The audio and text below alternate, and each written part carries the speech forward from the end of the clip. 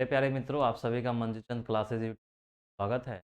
और हम पढ़ाई कर रहे थे बिहार बोर्ड मैट्रिक परीक्षा के मद्देनज़र केमिस्ट्री सब्जेक्ट से चैप्टर नंबर 2, जो अम्ल भस्म का लवण था। इसका एक वीडियो अपलोड हो चुका है, दूसरा वीडियो होगा और इसके बाद एक और वीडियो थ्योरी का होगा। यानी इस चैप्टर से 3 वीडियो थ्योरी के होंगे, बाद ऑब्जेक्टिव और अपलोड होंगे। तो चलिए शुरू करते हैं। आज हमने पिछले क्लास में एसिड्स के बारे में पढ़ लिया था, यानी अम्ल के बारे में पढ़ा था। अम्ल का थोड़ा सा मैं रिवीजन करा दूंगा और उसके बाद आज हम लोग को पढ़ना है भस्म, यानी बेस। आपको आज हम लोग को पढ़ना है यह भस्म या बेस के बारे में। तो देखिए, एसिड के बारे में जो पिछला क्लास पढ़े थे उसमें क्या पढ़ा था। हमने पिछले क्लास में यही पढ़ा था कि अम्ल होता क्या है। तो अम्ल क्या होता है, अम्ल का 3 परिभाषा हमने बताया था। आपको हमने बोला था कि 2 परिभाषा जरूर याद कीजिए। एक आर्हेनियस के अनुसार, आर्हेनियस के अनुसार क्या था परिभाषा, अम्ल वह पदार्थ है जो जल में घुलकर हाइड्रोजन आयन देता है, इसे अम्ल बोलते हैं। ठीक। दूसरा एक हमने बोला था कि एक और डेफिनेशन कि वे अम्ल या वैसे पदार्थ जो स्वाद में खट्टे होते हैं अम्ल कहलाते हैं। 3-4 अम्ल का उदाहरण देख लीजिए, जैसे HCl hydrochloric acid, sulphuric acid H2SO4 और नाइट्रिक एसिड HNO3। के अलावा भी कई एसिड हैं, कई अम्ल हैं, जैसे CH3COOH एसिटिक एसिड, के आगे भी साइट्रिक एसिड है, टार्टरिक एसिड है। जब आपको उदाहरण में देना हो तो ये सब का आप नाम लिख देंगे, लेकिन 3-4 फार्मूला आपको लिखना चाहिए, जैसे HCl HNO3 H2SO4 CH3COOH। ठीक। इतना आपको ऐसे, उसके आगे ऑक्जेलिक एसिड भी है और कई एसिड है जो आपको यूज। तो एक तो डेफिनेशन अम्ल क्या होता है, उसके बाद हमने क्या पढ़ाया था, अम्ल कितने प्रकार के होते हैं। अम्ल कितने प्रकार के होते हैं, एक बताया था हमने कार्बनिक अम्ल, अकार्बनिक अम्ल, तनु अम्ल और सांद्र अम्ल। के बाद हमने प्रबल अम्ल बताया था और दुर्बल अम्ल बताया। ठीक। अम्ल का प्रकार और सबका उदाहरण हमने, तो आपको उदाहरण भी याद रखना। उसके बाद हमने क्या पढ़ाया था, अम्ल के गुण क्या हैं। अम्ल के गुण में हम 4-5 गुण बताए थे, जैसे अम्ल स्वाद में खट्टा होता है। दूसरा बताया था क्या, अम्ल धातु के साथ अभिक्रिया कर क्या देता है, तो हाइड्रोजन गैस देता है। फिर हमने बताया था कि अम्ल धातु के कार्बोनेट या बाइकार्बोनेट के साथ अभिक्रिया करता है तो कार्बन डाइऑक्साइड गैस देता है और लवण देता है। इसी तरह हमने बताया था कि धातु अगर क्या, धातु का ऑक्साइड, धातु के ऑक्साइड जो मूलतः भस्म होते हैं, अगर वो अम्ल से अभिक्रिया करते हैं तो लवण और जल देते हैं। ठीक। के बाद हमने क्या पढ़ा था कि अम्ल और भस्म अगर आपस में मिलते लवण और जल बनाते हैं और इसे उदासीनीकरण अभिक्रिया, सब बारे में हम पढ़ा था। फिर अम्ल का उपयोग कहाँ कहाँ करते हैं। हाँ, और प्रमुख अम्ल जो दैनिक जीवन में हमारे हमें प्रभावित करते हैं, जैसे अम्ल, जैसे हाइड्रोक्लोरिक एसिड का उपयोग क्या है, सल्फ्यूरिक एसिड उसका उपयोग क्या है, ऑक्जेलिक एसिड उसका उपयोग क्या है, बेंजोइक एसिड का उपयोग क्या है। उसके बाद हमने और बताया था और 2-4 और एग्जाम्पल बताया था। वो सब एग्जाम्पल को आपको ध्यान रखना होगा और उसका उपयोग क्या है वो आपको ध्यान। उस सब्जेक्टिव क्वेश्चन में आपसे ये पूछा जा सकता है कि क्या ये अम्ल क्या है और कुछ प्रमुख अम्ल का उपयोग बताएं, ये उपयोग बताएं। ठीक है। चलिए आज हम शुरू करते हैं भस्म, बेस। देखिए, बेस या भस्म, भस्म वह पदार्थ है, भस्म क्या होता है, भस्म वह पदार्थ होता है, वह पदार्थ है जिसका जलीय विलयन स्वाद में कड़वा होता है। विलयन क्या होता है, स्वाद में कड़वा होता है। क्यों, देखिए वहां पे अम्ल में, अम्ल से कोरिलेट कीजिए, अम्ल में क्या पढ़ा था हमने, तो जलीय विलयन खट्टा होता है, यहाँ पे है कड़वा होता है, बिटर प्रकार। यह अम्ल से अभिक्रिया कर उसे उदासीन, एक क्लास में भी वाले में पढ़ाए थे क्या, अम्ल और भस्म जब आपस में रिएक्शन करेंगे, लवण बनाएंगे, प्लस नहीं देंगे, अम्ल भस्म से अभिक्रिया करेगा तो लवण और जल बनाएंगे। और इस अभिक्रिया को हम आपको क्या बताए थे कि ये उदासीनीकरण अभिक्रिया, उदासीनीकरण अभिक्रिया होता है। ये चैप्टर 1 में भी हमने पढ़ाया था और चैप्टर इसे 2 में भी हमने पढ़ाया था। ठीक। तो ये आपको वही बोल रहा है अम्ल से अभिक्रिया कर उदासीन बनाता है। तो देखिए एक ये लाइन दोनों केस में है। अम्ल के केस में क्या बोलेंगे कि भस्म अम्ल से अभिक्रिया कर लवण और जल बनाता है, तो उदासीनीकरण अभिक्रिया बोलते हैं। भस्म के केस में लिखे बोलेंगे भस्म अम्ल के साथ अभिक्रिया। अम्ल के केस में लिखेंगे तो अम्ल भस्म के साथ अभिक्रिया कर लवण और जल बनाता है, जैसे उदासीनीकरण अभिक्रिया करते हैं। भस्म के केस में करेंगे कि भस्म अम्ल के साथ अभिक्रिया लवण और जल बनाता है, इसे उदासीनीकरण अभिक्रिया कहते हैं।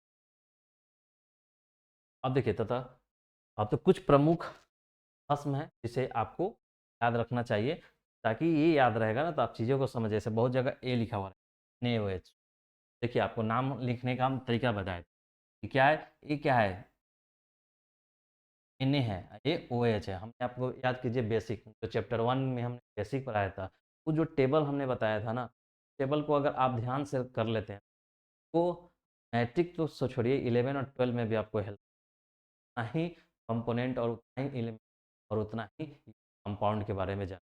देखिए वहाँ पे क्या था, अभी भी देख रहे होंगे कि जितना आ रहा है उसमें वो रह रहा है। हमने उस टेबल को इस तरह से बनाया ही है ताकि आपकी हर ज़रूरतें जो मैट्रिक के एग्ज़ाम के स्तर पे और आपका 11-12 के स्तर पे भी काम। देखिए ये क्या है Na यानी सोडियम, ये क्या है OH हाइड्रोक्साइड, तो सोडियम हाइड्रोक्साइड होगा। नाम में कुछ रटने की ज़रूरत है क्या? नहीं। अगर कहीं भी ये दिखेगा कर लेंगे। Na क्या होता है भाई, Na होता है। OH क्या होता है, तो हाइड्रोक्साइड होता है। बताना है सोडियम हाइड्रो। इसी तरह KOH, के क्या होता है, पोटेशियम होता है, और OH क्या होता है, हाइड्रोक्साइड होता है, तो पोटेशियम है। हम रटने की जरूरत नहीं होता है कि potassium hydroxide KOH KOH KOH, ये पोटेशियम OH हाइड्रोक्साइड होता है तो पोटेशियम। उसी तरह देखिए Mg क्या होता है, मैग्नीशियम, OH क्या होता है, hydroxide, magnesium hydroxide, magnesium hydroxide हो गया।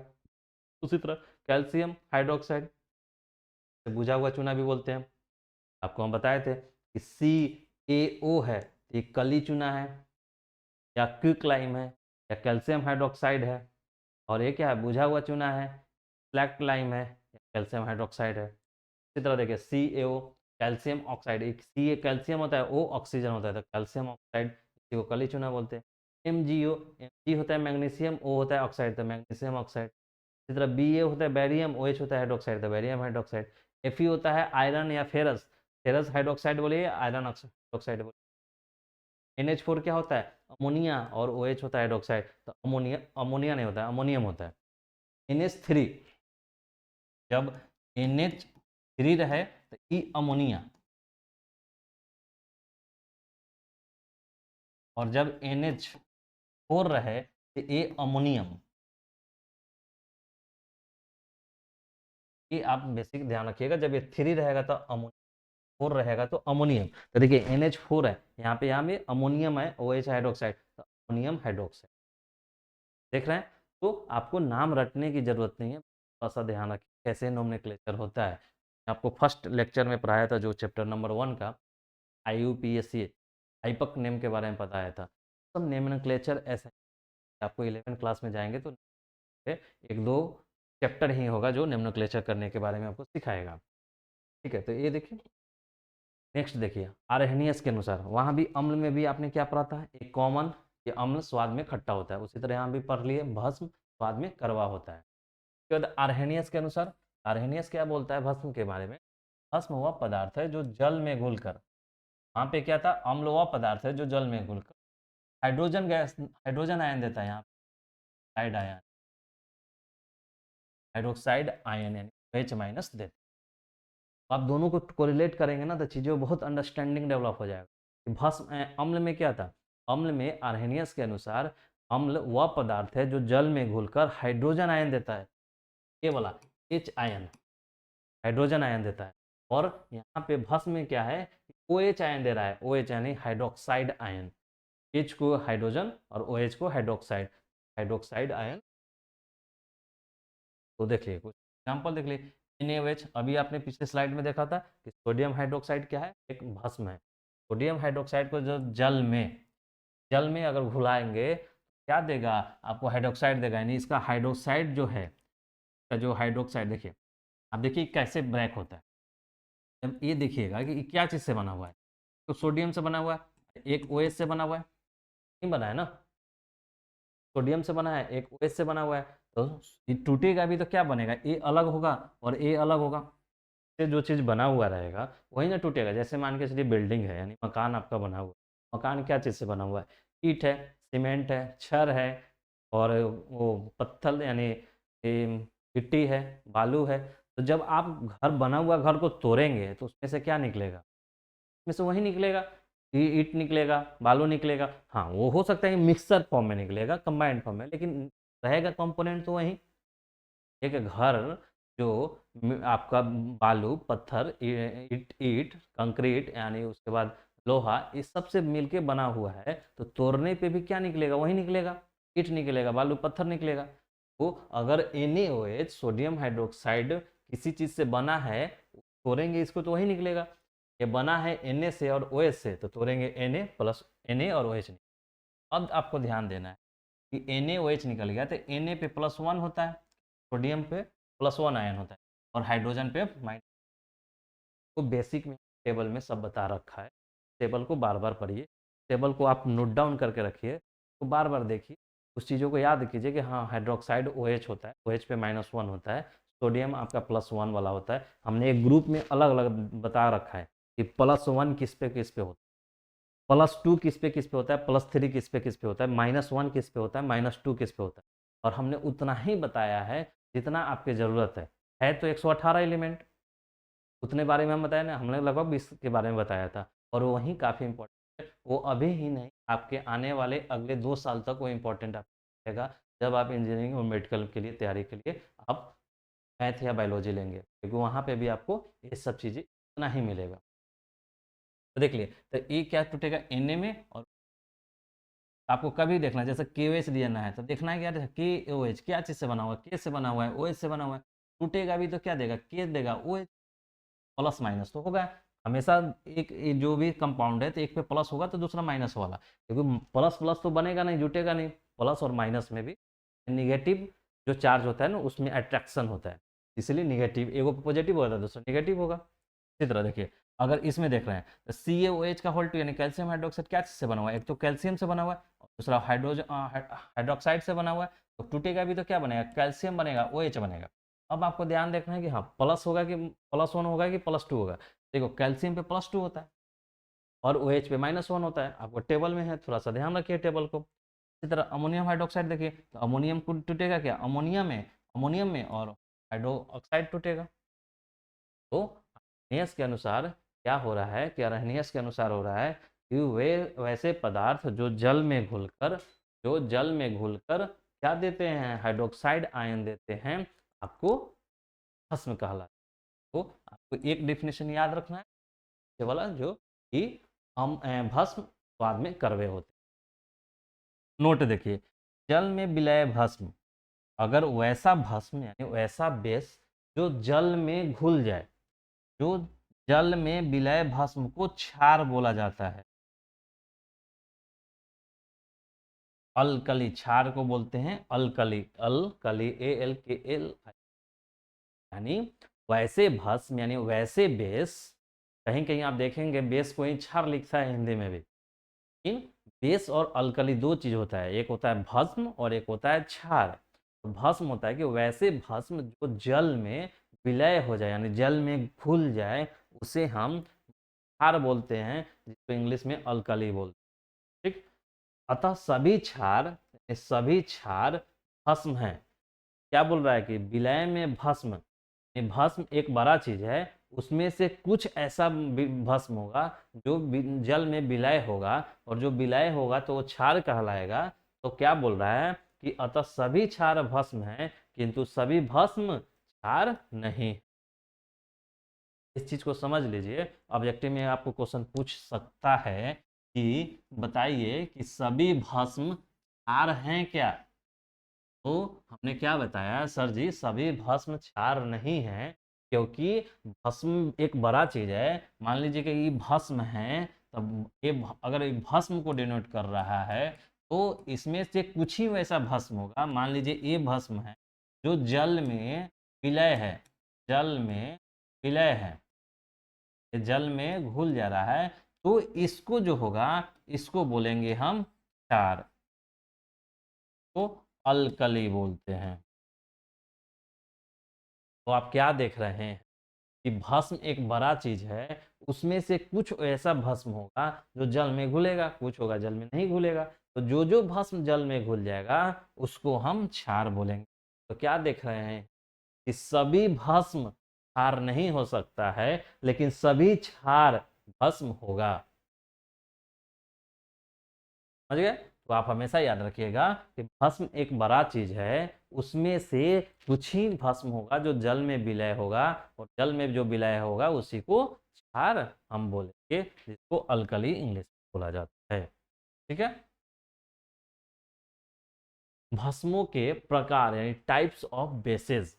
भस्मों के प्रकार क्या है, जैसे वहां हमने अम्लों के प्रकार पढ़ा था, उसी तरह हमने यहाँ भस्मों के प्रकार पढ़ना है। तो देखिए वहां पे हमने कई प्रकार पढ़ा था, कार्बनिक अम्ल, अकार्बनिक, तनु, आंद्र, प्रबल अम्ल और दुर्बल अम्ल। यहाँ पे हमने प्रबल अम्ल पढ़ना है, स्ट्रॉन्ग बेस।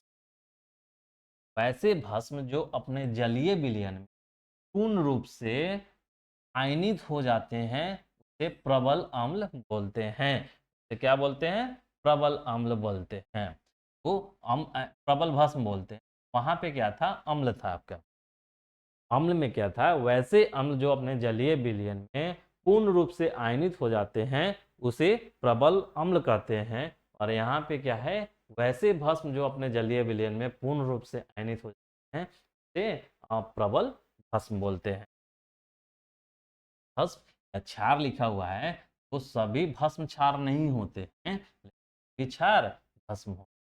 जैसे उदाहरण देखिए, NaOH KOH, sodium hydroxide, potassium hydroxide, आपका ये क्या है? प्रबल स्ट्रॉन्ग बेस है। आपको याद रखिएगा ये स्ट्रॉन्ग बेस कौन कौन सा होता है। आपको 4 ऑप्शन में दे देगा और पूछेगा इनमें से कौन एक प्रबल भस्म है, आपको चूज करना होगा। ठीक? तो प्रबल भस्म के लिए आपको याद रखना होगा कि सोडियम का हाइड्रोक्साइड और पोटेशियम का हाइड्रोक्साइड आपका प्रबल भस्म है। उसी तरह देखिए दुर्बल भस्म या क्षार, वीक बेस क्या होता है? तो वैसे भस्म जो अपने जलीय विलयन में आंशिक रूप से आयनित होते हैं, से दुर्बल भस्म या क्षार भस्म होगा। जब जल में घुलाएंगे तो आंशिक रूप से ही घुलेगा, आयनित होगा। तो उसका क्या पढ़ा था आर्हेनियस के अनुसार कि जब भस्म को जल में घुलाए तो हाइड्रोक्साइड आयन देगा, OH आयन देगा, माइनस देगा। लेकिन हो सकता है कि कोई भस्म हो जिसको जल में हम घुलाएं तो पूरा का पूरा उसका OH आइनस, OH पर माइनस यानी ion, OH ion hydroxide ion बाहर नहीं निकले। उस कंपाउंड के साथ यानी उस यौगिक के साथ कुछ ना कुछ हाइड्रोक्साइड आयन उसी के साथ रहे और कुछ हाइड्रोक्साइड आयन बाहर निकले आयन के रूप में। नहीं बोल रहा है, आंशिक रूप से अगर आयनित है यानी कोई सोल्यूशन है, मान के चलिए ये सोल्यूशन आपका दिया हुआ है, इसमें कुछ OH आयन, देखिए आप ढंग से इसको देखिए, मान के चलिए एक बकेट है, इसमें जल दिया हुआ है और जल में हमने क्या डाला? मान के चलिए CaOH का होल टू कैल्शियम हाइड्रोक्साइड डाला। ये क्या होगा? ये ब्रेक होगा, और ब्रेक होगा तो OH पे माइनस तो देगा, कुछ कुछ देगा, और कुछ इसी के साथ OH रह जाएगा, यानी कुछ इधर भी OH दे रहा है और कुछ इसके साथ भी OH रह जाएगा। तो क्या हुआ कि आंशिक रूप से आपका OH हाइड्रोक्साइड आयन दे रहा है। जबकि इस सब केसों में क्या होगा कि जैसे ही हम बकेट में आपका NaOH डालेंगे तो ये क्या होगा? ब्रेक हो जाएगा Na प्लस में और OH आयन में, और ये क्या होगा? वो विलुप्त हो जाएगा। समझे?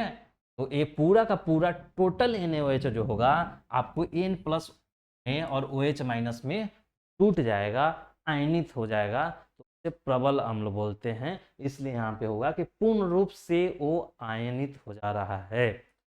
NaOH जैसे ही डालें तो Na पर प्लस बन के अलग हो जाएगा, OH पे प्लस माइनस बन के अलग हो जाएगा, यानी दोनों अलग अलग आयनित हो जाएगा। यानी पूर्ण रूप से जितना NaOH डालेंगे, यानी मान के चलिए अगर 1 क्विंटल NaOH डालें, उसमें से भी Na और OH अलग हो जाएगा। अगर 2 क्विंटल डालेंगे तब भी होगा, या 1 ग्राम डालेंगे तब भी होगा, पूर्ण रूप से आयनित हो जाएगा। तो प्रबल भस्म और ये दुर्बल भस्म होता है। तो देखिए इसका एग्जाम्पल क्या है आपका, magnesium hydroxide, calcium hydroxide, ammonium hydroxide और फेरस हाइड्रोक्साइड। आपको ये चारों डिफिनेशन, चारों उदाहरण याद रखना होगा, क्योंकि जब भी आपसे क्वेश्चन ऑब्जेक्टिव में पूछेगा तो इसमें से एक रहेगा और इसमें से 3 रहेगा, और आपको पूछेगा स्ट्रॉन्ग बेस आप बताइए, तो आपको NaOH या KOH आपको याद रखना। कुछ हद के लिए आपको थोड़ा सा ट्रिक लगाइए, ये असल ट्रिक नहीं।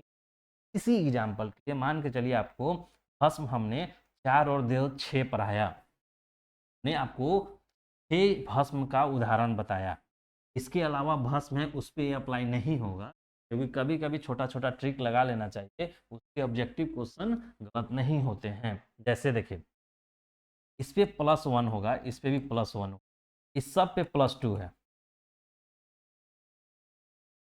ये क्या है, इस पे -1 है, इस पे +1 है, इस पे +2 है। एक अमोनियम को छोड़ दिया जाए तो +1 वाला आपका प्रबल भस्म हो रहा है।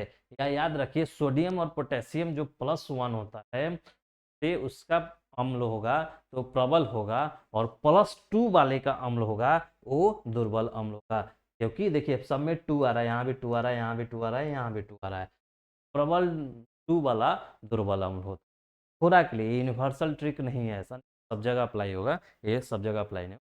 एग्जाम्पल, तो प्रबल कौन होगा, NaOH KOH। अब देखिए भस्मों के गुण यानी प्रॉपर्टीज ऑफ बेसेस, प्रॉपर्टीज क्या है, देखिए भस्म स्वाद में, स्वाद है, भस्म स्वाद में कड़वे होते हैं तथा स्पर्श और नहीं स्पर्श करने, स्पर्श में साबुन जैसा चिकने हैं। क्या है कि आपका भस्म स्वाद में कड़वे होते हैं तथा, भस्म स्वाद में कड़वे होते हैं तथा छूने पे उन्हें स्वाद जैसा, उन्हें साबुन जैसा आपका स्पर्श मिलता है। क्या है, स्पर्श मिल, साबुन जैसा स्पर्श, यानी जब छुइएगा उसको साबुन जैसा चिकना टाइप का मिलता है, तभी भस्म है। कुछ भस्म विषैले तथा हानिकारक होते हैं, जैसे आपको अम्ल में बताए थे, कुछ अम्ल विषैले और हानिकारक होते हैं, जैसे आपको बताए थे फिनॉल है वो क्या होता है, इसी तरह HNO3 नाइट्रिक एसिड रक में यूज करते तो वो भी विषैला। इसी तरह यहाँ पे भस्म जो ये होते हैं कारक होते हैं। विषैले अम्ल में कौन कौन सा है, कैल्शियम हाइड्रोक्साइड और बेरियम हाइड्रोक्साइड। कैल्शियम हाइड्रोक्साइड क्या होता है, बुझा हुआ चूना होता है, सख्त होता है, ज़्यादा हम चूना खा नहीं सकते, हमारे कहीं शरीर पे लगता है तो थोड़ा जलन करे। ठीक, संक्षारक यानी कुरेसी और त्रिवनाशक, जैसे NaOH और KOH क्षारक है और त्रिवनाशक है, यानी ये दोनों क्या है, स्ट्रांग भी है।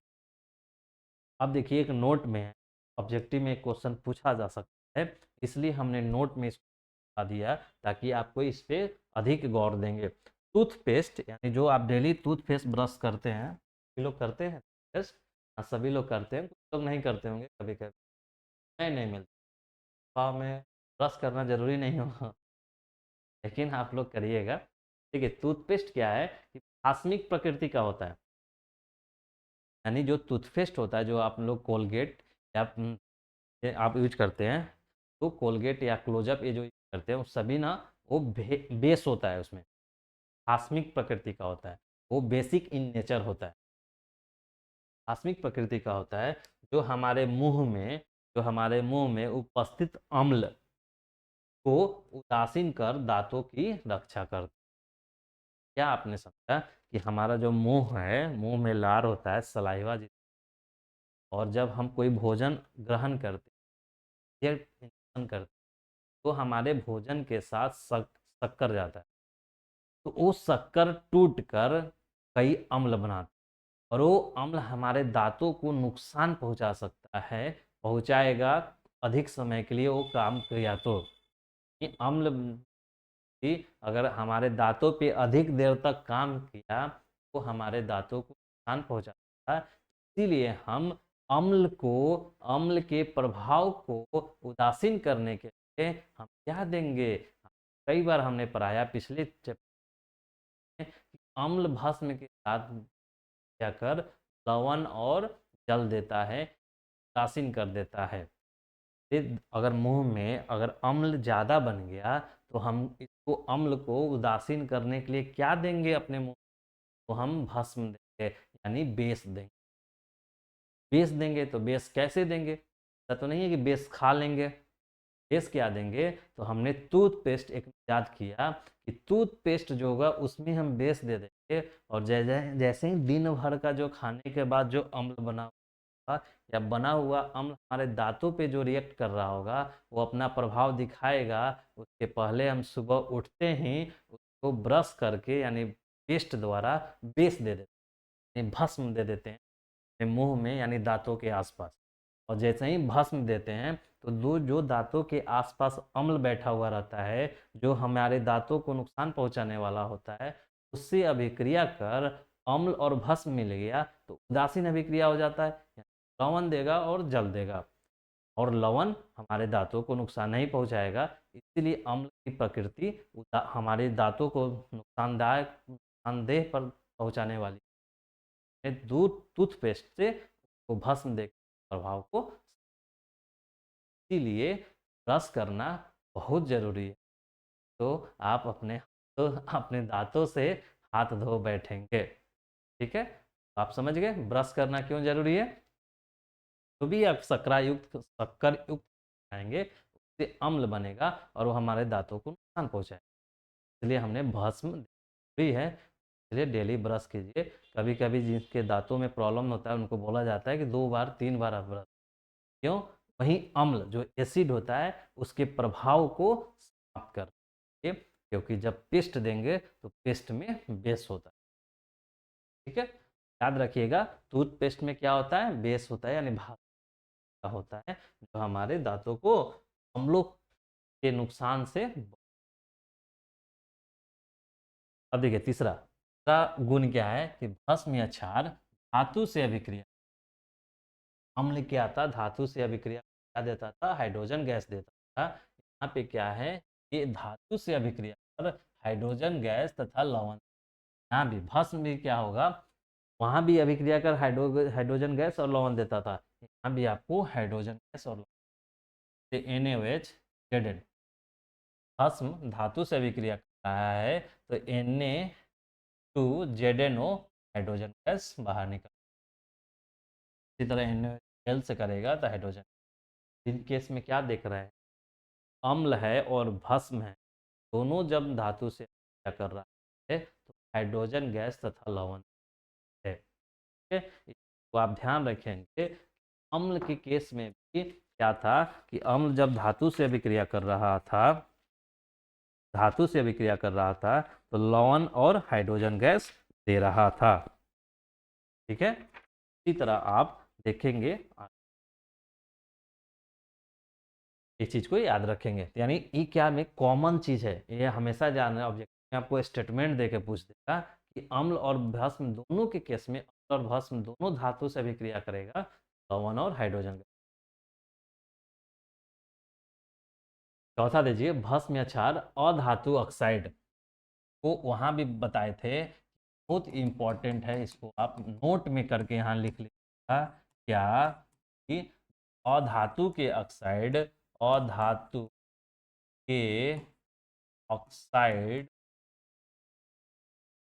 साइड, अधातु के ऑक्साइड अम्ल होते हैं। क्या होते हैं? अम्ल होते हैं। आपके लिए बहुत इंपॉर्टेंट है, क्योंकि वहां पे भी हमने बताया था कि आपको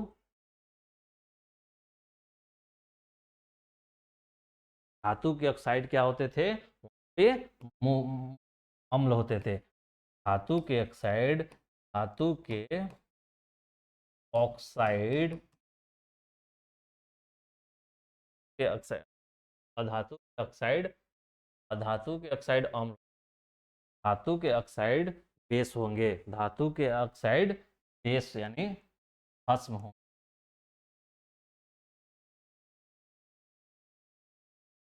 बहुत ही इंपॉर्टेंट है, आप नोट को वीवीआई करके रखिए, इससे ऑब्जेक्टिव क्वेश्चन आता है। क्या कि अधातु के ऑक्साइड, अधातु के ऑक्साइड क्या होता है, अम्ल होता है, और धातु के ऑक्साइड भस्म होता है। यहाँ पे देखिए अधातु है, यहाँ धातु है, यही बोल रहा है कि भस्म या क्षार अधातु के ऑक्साइड के साथ अभिक्रिया करके लवण तथा जल, ठीक है, बस आप याद रखें, धातु यानी सोडियम सब धातु है, उसका ऑक्साइड है तो भस्म है, CaO भस्म है, ऑक्साइड है, धातु कैल्शियम धातु है, उसका ऑक्साइड है तो भस्म है। और अधातु, अधातु कोई बताइए, बहुत होता है, उसका जब ऑक्साइड होगा तो वो आपका अम्ल देगा, ठीक है। जैसे देखिए ये क्या है, बेस है यानी भस्म है, कैल्शियम ऑक्साइड है, कैल्शियम ऑक्साइड, और अगर वो धातु के ऑक्साइड यानी धातु के ऑक्साइड यानी देखिए अधातु CO2, कार्बन डाइऑक्साइड है, कार्बन क्या होता है, अधातु होता है, और ऑक्साइड है तो कार्बन का ऑक्साइड है, इससे अभिक्रिया करेगा यानी कार्बन डाइऑक्साइड से अभिक्रिया कर रहा है, ये कैल्शियम कार्बोनेट दे रहा है और जल, ये क्या है अधातु, अम्ल प्रकृति का। अच्छा याद रखिएगा, धातु का ऑक्साइड क्या होता है, बेस, Ca कैल्शियम ऑक्साइड है, Na सोडियम ऑक्साइड होगा, बेस, ये आपको बहुत इंपॉर्टेंट, धातु के ऑक्साइड क्या होते हैं, भस्म होते हैं, याद कर लीजिए। धातु कौन होता है, कैल्शियम धातु होता है, ऑक्साइड क्या होता है, ऑक्सीजन यानी CaO, कैल्शियम ऑक्साइड जो कली चूना धातु का ऑक्साइड है, कली चूना क्या होता है, भस्म होता नहीं है। उसके बाद देखिए भस्म या क्षार अम्ल के साथ अभिक्रिया के साथ अभिक्रिया कर लवण तथा जल से उदासीन अभिक्रिया कहते हैं। इसी तरह अम्ल के केस में भी था, भस्म से अभिक्रिया कर क्या बनाता था, लवण और जल, यहाँ भी था कि भस्म से अम्ल के साथ कर लवण और जल बनाता है, NaOH भस्म है। प्रबल क्षार यानी NaOH के जलीय विलयन दूध के अच्छे चालक होते, तो वहाँ भी था अम्ल, कुछ प्रमुख अम्ल के जलीय विलयन विद्युत के अच्छे चालक होते हैं। इसी तरह प्रबल क्षार यानी NaOH, और क्यों होता है ऐसा कि जैसे हम आपको बताए थे, बकेट में हम जैसे ही NaOH डालेंगे तो इसमें टूट जाएगा, Na प्लस और OH माइनस में टूट जाएगा, ऐसा बहुत सारा NaOH माइनस का। तो ये क्या हुआ है, इस जलीय विलयन में इसका यानी Na का और OH का आयन बनता है, और आयन से ही तो बिजली दौड़ता है, यानी आगे बढ़ते विद्युत का अच्छा चालक हो जाए। अब देखिए भस्मों के उपयोग देखिए, हाँ भी कैसे हम देखे थे कि यूजेज ऑफ एसिड, यहाँ पे यूजेज ऑफ, देखिए कुछ प्रमुख बेस का आपको फोटो दिखा रहा है, इस आपका है, ये देखिए sodium hydroxide shampoo, sodium hydroxide का क्या फॉर्मूला था, sodium hydroxide, sodium hydroxide soaps के दुकान पे आप देखेंगे साबुन बनाने में का उपयोग होता है, सोडियम हाइड्रोक्साइड, सोडियम हाइड्रोक्साइड क्या है, बेस है, भस्म है, और भस्म का उपयोग कहाँ किए, साबुन बना। इसी तरह सोडियम कार्बोनेट यानी सोडियम कार्बोनेट क्या होता है, NaCO3, Na2CO3 होगा, क्योंकि CO3 पे -2 होता है, Na पे +2 होता है, इधर +1 तो इधर से आएगा 2 आएगा। सोडियम कार्बोनेट को डिटर्जेंट आपको सर्फ बनाने में यूज किया जाता है, सोडियम कार्बोनेट। ऐसे भी सोडियम कार्बोनेट को क्या बोलते हैं, धोने वाला सोडा यानी खोबिया सोडा, मन सोडा बोलते हैं, वाशिंग सोडा, इसलिए वाशिंग सोडा, और इसीलिए इसका उपयोग हम सर्फ बनाने, आपका डिटर्जेंट बनाने में हम करते हैं। इसी तरह देखिए सोडियम बाइकार्बोनेट, सोडियम बाइकार्बोनेट भी आपका भस्म है, और इसका उपयोग हम बेकिंग सोडा में करते हैं, बेकरी यानी जो आप देखते होंगे कि आइसक्रीम, सॉरी, आप जो ब्रेड या केक बनाते हैं सोडियम बाइक्रोम बेकिंग सोडा या खाने वाला सोडा या खावा सोडा का उपयोग करते हैं। देख रहे हैं, आपका तीनों मेजर इंपॉर्टेंट है, इस सब आपको याद रखना। सोडियम कार्बोनेट को क्या बोलते हैं? धोने वाला सोडा, सर्फ में, डिटर्जेंट धोने वाला है तो सर्फ में। सोडियम बाइकार्बोनेट क्या है? तो इसको खाने वाला सोडा बोलते हैं, इसलिए बेकिंग सोडा बोलते हैं, बेकरी वाला प्रोडक्ट में यूज करते हैं। इसी तरह देख, कैल्शियम हाइड्रोक्साइड का सीमेंट में करते हैं। कैल्शियम हाइड्रोक्साइड का क्या फॉर्मूला होगा? कैल्शियम और हाइड्रोक्साइड है तो CaOH का 2। हम आपको बताए थे कैल्शियम हाइड्रोक्साइड, जब हम चैप्टर नंबर 1 में शायद पढ़ा रहे थे, तो क्या बोलते हैं? भखरा चूना। और इसका उपयोग हम सीमेंट बनाने में वहाँ भी बताए, यहाँ जो भी पढ़ाया जाता है या जो भी आप पीछे पढ़ रहे हैं उसको इस तरह से पढ़ें कि उसका आप आगे यूज कर पाएँ। एक स्टूडेंट का पढ़ने का यही तरीका होना चाहिए कि हाँ, जो मैं पढ़ रहा हूँ तो ढंग से पढूँ और पूरी की तरह पूरे के पूरे आत्मसात करूँ उस चीज़। जब आप आत्मसात कर लेंगे, चीज़ों को समझ लेंगे, तो वो लिंक होते हुए आपके साथ आगे बढ़ेगा और जैसे ही आप आगे बढ़ते जाएँगे, आपके पीछे से वो नॉलेज आपके पीछे बैकअप देगा और आप आगे जाके किसी काम पे। लेकिन जब पढ़ रहे हैं, यहाँ पे पढ़े हैं और यहीं पे हमने छोड़ दिया और आगे बढ़ गया, तो खाली हाथ आगे बढ़ेंगे और खाली हाथ आगे तो आपको वो पीछे का पड़ा हुआ चीज़ को कैरी फॉरवर्ड करके है, तभी बोला जाता है कि नॉलेज का भंडार हो रहा है और वो नॉलेज आपको काम आता है। ऐसा नहीं है कि आप 10th तक पढ़ें और 10th तक को पढ़ के भूल गए और तब उसके बाद हम कि चलिए पटना या कोटा चल के और डॉक्टरी का तैयारी कर लेंगे और पीछे का हम कुछ भी बैकअप लेके नहीं जाएंगे और वहाँ का टीचर के पास रामबाण है, वो आपको रामबाण दे देगा और आप एग्जाम में बैठ के चला देंगे और आपका ऐसा कभी नहीं होता। आप देखते होंगे का वही टीचर जो बैच को पढ़ाता है जिसमें 400 लोग, 3000 का ही होता है, बाकी का सिलेक्शन रामबाण नहीं देता है। 3-4 लड़का जिन्होंने अपने साथ अपने एज को ठीक है पढ़ाई को कैरी फॉरवर्ड किया है, उन्हीं का सिलेक्शन। आप पीछे की चीज़ों को नहीं छोड़ेंगे, ढंग से पढ़ेंगे और आगे बढ़ने की कोशिश करेंगे। जब आप ढंग से पढ़ाई पे अपना ईमानदार प्रयास करेंगे तो आपके साथ वो जुड़ता हुआ आगे जाएगा और आपको प्रेशर नहीं होगा, आपको टेंशन नहीं होगा और आप पढ़ाई को ट्राई करेंगे। ट्राई करने लगे पर अपने पढ़ाई को, तो आप निश्चित समझिए कि आपका सक्सेस। तो देखिए सोडियम, ये तीनों आप देख लिए, कैल्शियम हाइड्रोक्साइड सीमेंट है। उसके बाद अमोनिया।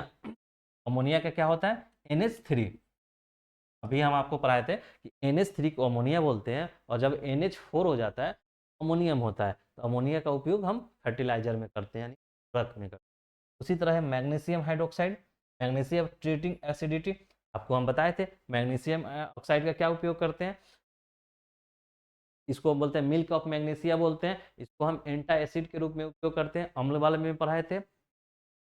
पेट में जब गैस होता है, एसिडिटी की प्रॉब्लम होता है, तो लोग बोलता है कि गैस का प्रॉब्लम है, तो उसके लिए नहीं, अम्ल हो गया है, अम्ल से गैस होता है।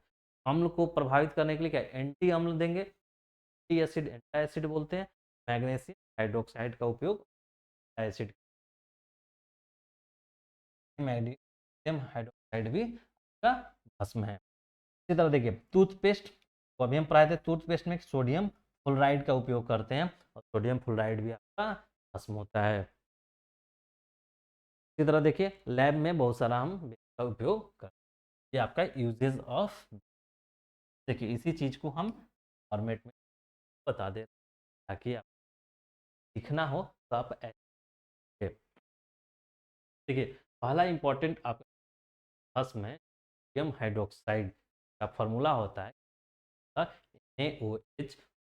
फॉर्मूला के बारे में बताएं, ए सोडियम होता है और ए का OH यानी हाइड्रोक्साइड होता है, तो इसका हो गया। इसे कास्टिक सोडा भी बोलते हैं, ए इम्पोर्टेंट, आप इसको सोडियम हाइड्रो NaOH को कास्टिक सोडा बोलते हैं। देखिए अब इसका उपयोग देख लीजिए, तो इसको साबुन बनाने में ये आपने देखा था, सोडियम हाइड्रोक्साइड का साबुन बनाने में यूज करते हैं, सोडियम हाइड्रोक्साइड को साबुन बनाने में, वही है साबुन बनाने में, दवा बनाने में, कागज बनाने में, साफ करने का उपयोग है। आप 4-5 बेस का नाम याद रखिए, उसका 2 से 3 उसका उपयोग याद रखिए। हम चलिएगा क्वेश्चन, जब सब्जेक्टिव क्वेश्चन कि भस्म क्या होते हैं, आपके दैनिक जीवन में उपयोगी किन्हीं 4 भस्म का नाम लिखकर उसका उपयोग बताएं।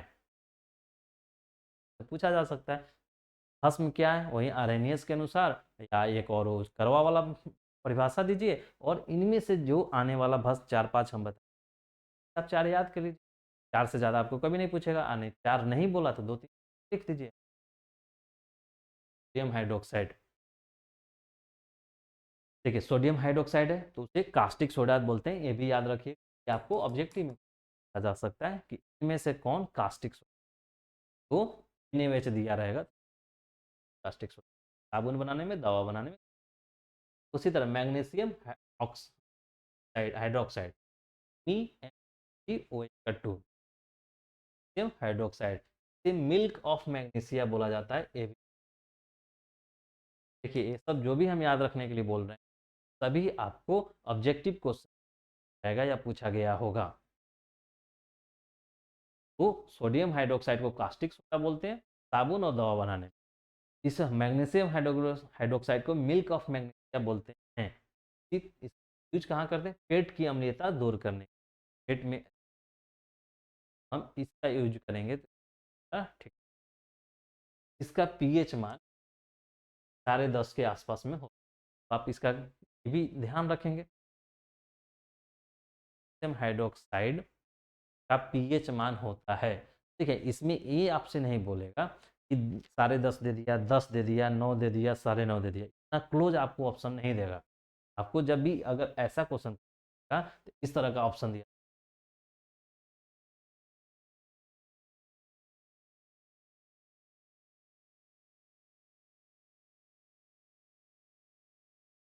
और डी में आपको देगा, देख रहे हैं आप, इस तरह का आपका ऑप्शन दिया जाएगा। जब आपसे पूछा जाएगा कि मैग्नीशियम हाइड्रोक्साइड या मिल्क ऑफ मैग्नीशिया का पीएच मान होता है, तो आपको ऑप्शन ऐसे रहेगा, 2 रहेगा, 3 रहेगा, 5 रहेगा, 10.5 रहेगा।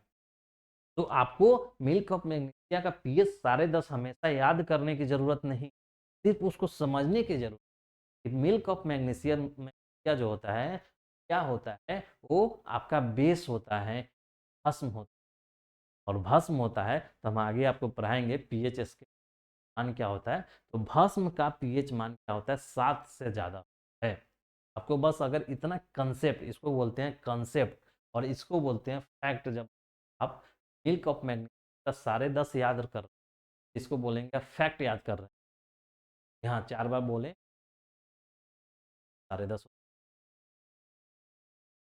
आपने रट लिया, तो बोलते हैं फैक्ट का याद।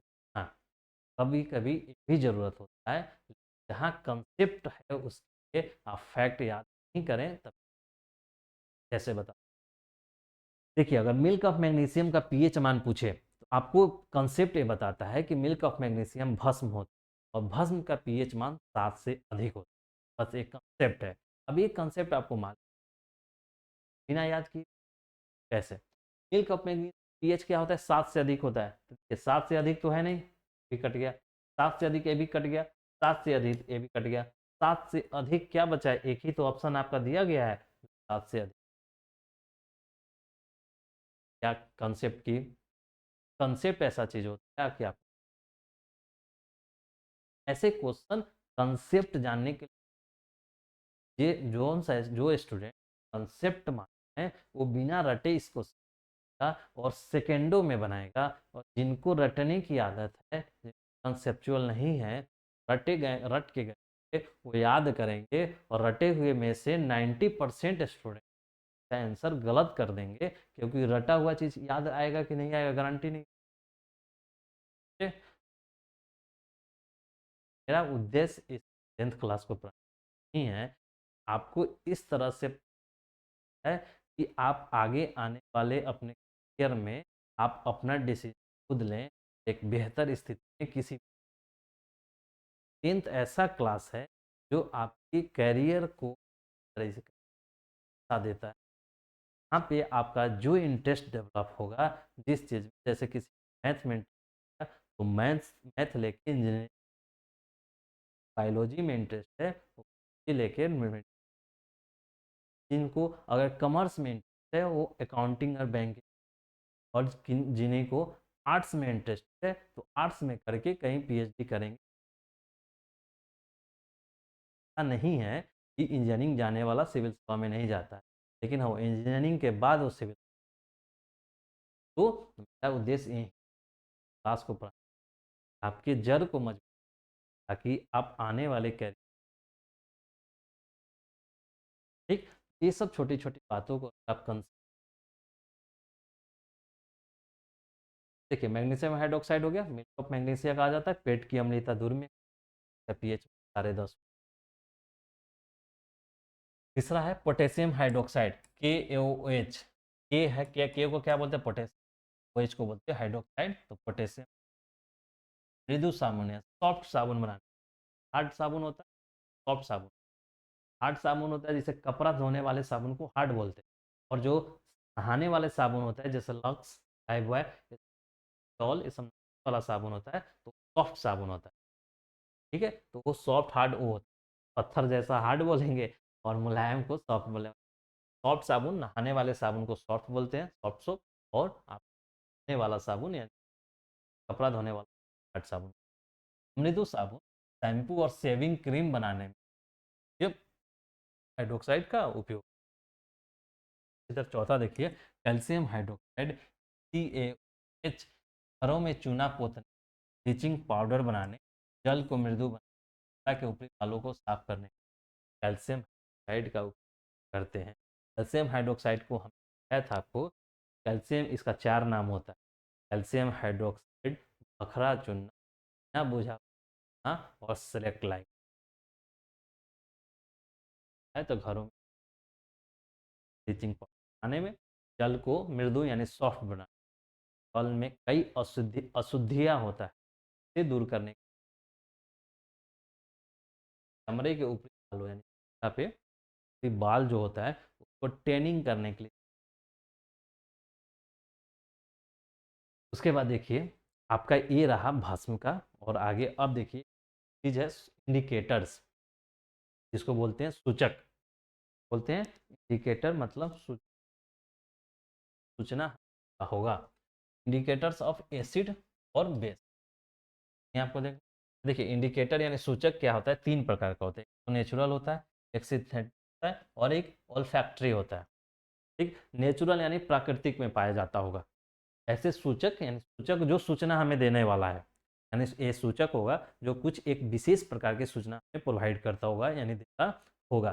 ठीक है, सूचक कौन, नेचुरल यानी प्राकृतिक, प्राकृतिक में क्या होगा, टर्मेरिक और लिटमस, टर्मेरिक हल्दी, हल्दी लिटमस यानी एक पेपर आता है, तो एक विशेष प्रकार के वृक्ष से, पेड़ से प्राप्त किया जाता है, जो मैं अभी आगे बता रहा हूँ।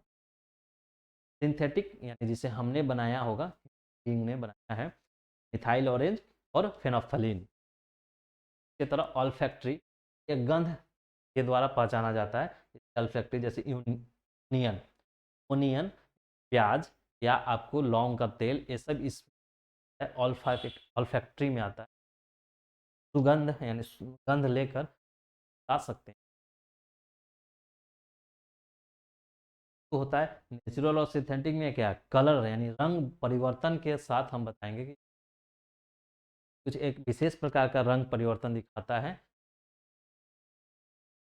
या भस्म है, या इसके द्वारा हम गंध सूंघकर बताएंगे कि अम्ल है या भस्म है, नहीं सूचक का काम।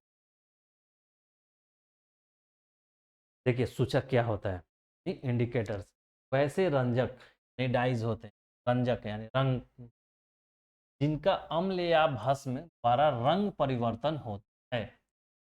रंग परिवर्तन सूचक क्या होता है, एक रंजक होता है जिसका अम्ल भस्म द्वारा, यानी जैसे वो रंजक है यानी सूचक है, उस पर अम्ल डालेंगे तो एक विशेष प्रकार का रंग होगा, जब भस्म डालेंगे तो एक विशेष प्रकार का रंग, सूचक सूचक रंग परिवर्तन, सूचक जो इंडिकेटर है जो रंग परिवर्तन का विलयन की कार्य या उदासीन होने का प्राकृतिक सूचक नेचुरल इंडिकेटर्स, आपको यहाँ पे बताया था नेचुरल इंडिकेटर्स, वही प्राकृतिक सिंथेटिक। और देखिए प्राकृतिक सूचक लिटमस का पेपर, हल्दी, सुंदर, लाल गोभी के पत्ते, पिटूनिया तथा जेरेनियम फूलों के पत्ते और गुड़हल। आपको याद करना होगा क्योंकि ये आपको ऑब्जेक्टिव में क्वेश्चन पूछा जाएगा।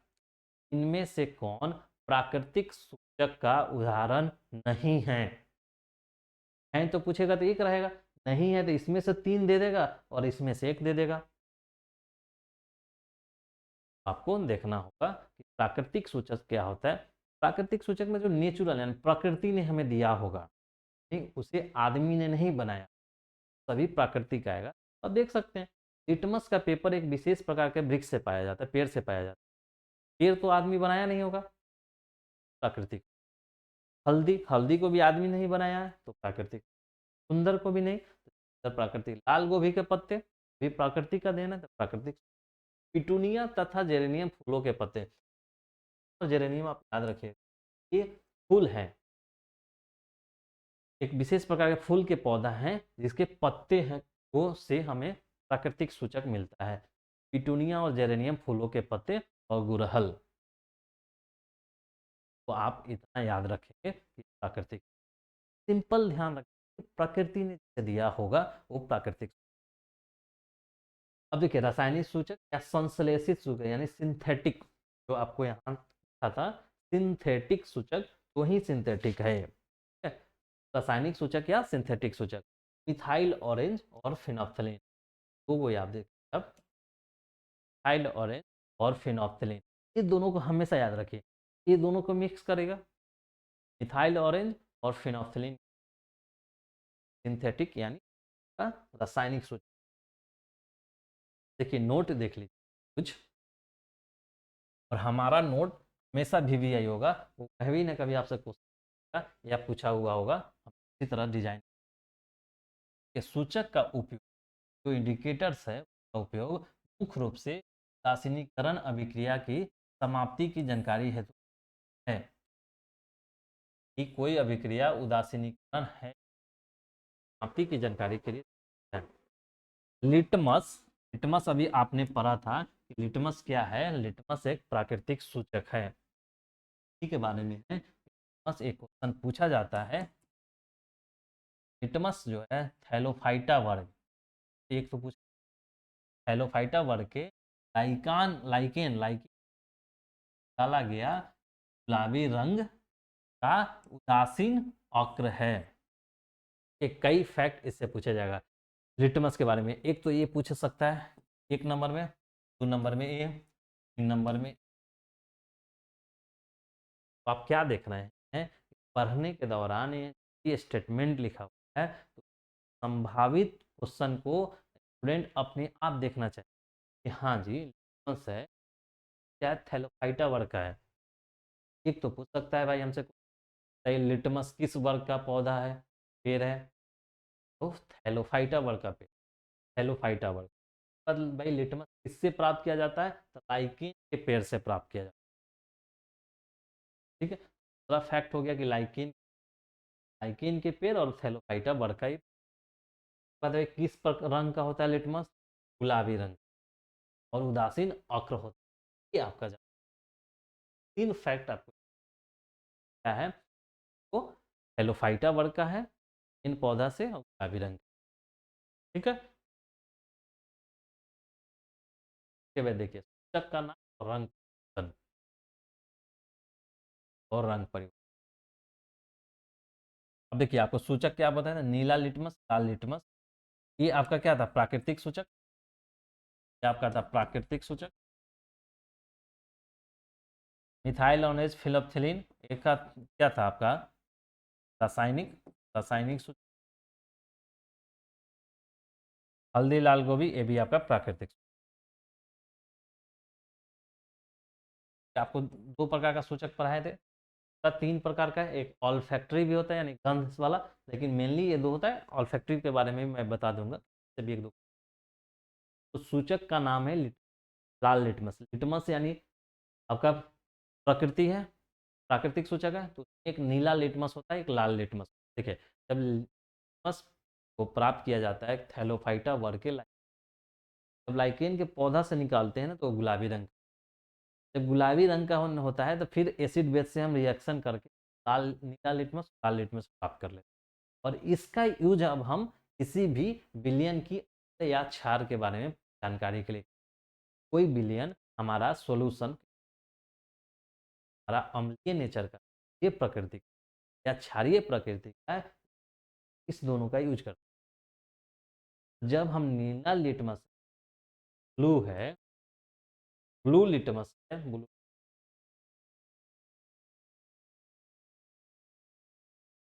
जब ये ब्लू है और रेड है, ठीक है। जब नीला लिटमस है अम्ल के साथ, उसे जैसे नीला लिटमस का एक पेपर होगा, ठीक, और मान के चलिए कोई सोल्यूशन दिया हुआ होगा, ऐसा सोल्यूशन दिया होगा, अगर इस नीला लिटमस को इसमें डालेंगे या सोल्यूशन को नीला लिटमस में डालेंगे, तो नीला लिटमस का रंग अगर लाल हो जा रहा है, नीला लिटमस का रंग कैसा हो जा रहा है, अगर लाल हो जा रहा है, तो आपका, अगर इसका रंग अगर लाल हो जा रहा है, अगर लाल हो जाएगा तो बोलेंगे कि वो अम्ल है। नीला लिटमस अगर क्षार के साथ अभिक्रिया कराते हैं, कोई अभिक्रिया नहीं, कोई रंग परिवर्तन हो नहीं बताएगा। तो आपने क्या देखा कि जब नीला लिटमस है यानी ब्लू को के साथ करेंगे तो लाल हो जाएगा, और लाल लिटमस को अम्ल के साथ करेंगे तो कोई प्रभाव नहीं, और इसको दोनों को याद रखिएगा, बहुत ही है। और आपको बहुत बार कंफ्यूजन आएगा, ये कुछ ट्रिक से कोई जुगाड़ मेथड लगा के इसको 100% याद कर लेता है। कैसे, देखिए, जैसे मान के चलिए कि ए आर लाल लिटमस है, नहीं, आपका लाल है, ये आपका लाल लिटमस। जब लाल लिटमस अम्ल के साथ तो कुछ भी नहीं करता है, जब बेस के साथ करेगा तो बी हो जाएगा। नहीं, क्या देख रहे हैं, आर जब यानी बेस के साथ अभिक्रिया करेगा तो हमें ब्लू देगा। कुछ ट्रिक बैठा कि जब लाल लिटमस यानी रेड लिटमस आपका ब्लू के साथ अभिक्रिया कर रहा है, तो आपको ब्लू देगा, बी एल बेस के साथ। नहीं, आप याद कर लीजिए कि आर प्लस बी हमें देगा बी। आर बी के साथ अभिक्रिया यानी आर यानी रेड कलर, रेड लिटमस अगर ब्लू यानी बेस के साथ अभिक्रिया करेगा तो हमें क्या देगा, ब्लू देगा। जब ब्लू देगा तो आप फिर तो नीला वाला का याद हो जाएगा कि इसमें लाल देगा। नीला और लाल एक के साथ करता है, एक के साथ नहीं करता। जैसे नीला लिटमस अम्ल के साथ अभिक्रिया कर लाल देता है, क्षार के साथ। इसी तरह लाल लिटमस अम्ल के साथ कुछ नहीं करता है और साथ एक। हमेशा याद रखिए आप, आर प्लस बी भी देगा, यानी रेड लिटमस बेस के साथ अभिक्रिया करेगा तो हमें ब्लू कलर देगा, आर प्लस बी भी देगा। रेड लिटमस यानी लाल लिटमस बेस के साथ यानी भस्म के साथ अभिक्रिया करेगा तो हमें ब्लू कलर देगा। ये याद रहेगा तो ये याद हो जाएगा, क्योंकि ये क्या है, ये ब्लू है, ब्लू है तो इधर दे रहा है आर, आर दे रहा है ब्लू, आर क्या देख रहे हैं, देख रहे हैं ना, उल्टा हो रहा है। रेड कलर का आर दे रहा है बी, और बी दे रहा है यहाँ पे आर। तो हमें ये याद रखना है। और उसके बाद देखिए मिथाइल ऑरेंज, मिथाइल ऑरेंज अम्ल के साथ अभिक्रिया करता है तो लाल रंग देगा, और आपको क्षार के साथ अभिक्रिया करेगा तो पीला रंग देगा। इसी तरह फिनोफ्थलीन है, इसके साथ अभिक्रिया नहीं करेगा, गुलाबी देगा। और हल्दी है तो ये लाल भूरा देगा, लाल गोभी का पत्ता है तो लाल देगा और हरा देगा, और चुकंदर है तो पीला। ठीक है, ये आपको याद करना होगा, थोड़ा सा ध्यान रख के, थोड़ा सा समय दे के। तो आपको हमने ये तो ट्रिक से बता दिया। क्या ट्रिक से बताया कि आर जो होगा, आर यानी रेड जो होगा ब्लू से अभिक्रिया करेगा, बी यानी बेस से करेगा तो ब्लू देगा। बेस जो है रेड कलर को ब्लू बना देता है, यानी भस्म जो है लाल को ब्लू कर। इसी तरह नीला है, यानी अब ये क्या बचा, बी यानी ब्लू अगर अभिक्रिया करेगा फिर से रेड देगा। इस तरह मिथाइल ऑरेंज याद करेंगे, और हल्दी का देखिए एक चीज और उसके बाद इस चैट को देखिए, इससे पता चलता है कि कोई भी सूचक हो, यानी प्राकृतिक हो या रासायनिक हो, दिए हुए में अगर अम्ल के साथ अभिक्रिया करता है तो हमेशा लाल देगा, या तो वो सूचक नहीं देगा। कोई भी सूचक जो है, कोई भी सूचक जो है वो आपको क्या करता है, अगर वो अम्ल के साथ अभिक्रिया करता है तो कौन सा रंग देगा, लाल देगा। देख रहे हैं तीनों में लाल आ रहा है, तो नहीं। इसमें किस में लाल आ रहा है, नीला लिटमस में लाल देगा, मिथाइल ऑरेंज में लाल देगा, और लाल गोभी का पत्ता लाल देगा। ऐसा याद रखिए, कोई भी सूचक हो या प्राकृतिक हो या रासायनिक हो, वो रंग अम्ल के साथ करके क्या करेगा, वो लाल देगा। क्षार के साथ क्या है, तो नीला देगा, पीला भी देगा, गुलाबी देगा, लाल देगा, हरा देगा, पीला देगा। आपको थोड़ा, लेकिन मस्ट इंपॉर्टेंट है वो ये चार। ऐसे हल्दी वाला भी इंपॉर्टेंट। तो हल्दी वाला क्या होता है, लाल भूरा। ऐसे भी आप देखते होंगे हल्दी जो होता है बेस से अभिक्रिया करके लाल भूरा कलर, तो आप इसको याद रखें।